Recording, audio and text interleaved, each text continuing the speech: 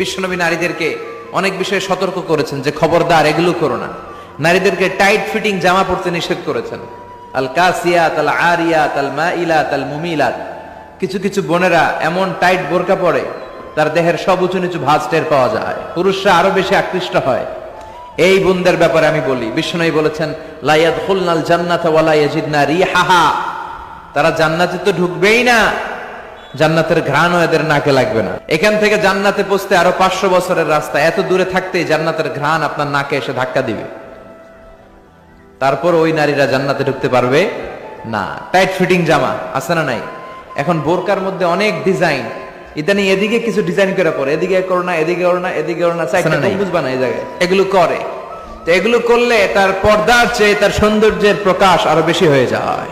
এরপরে বিশ্বনবী নিষেধ করেছেন ঝাঁঝালো পারফিউম দিয়ে বেরোতে নিষেধ করেছেন। আমার বোনেরা নিজেদেরকে ক্লিন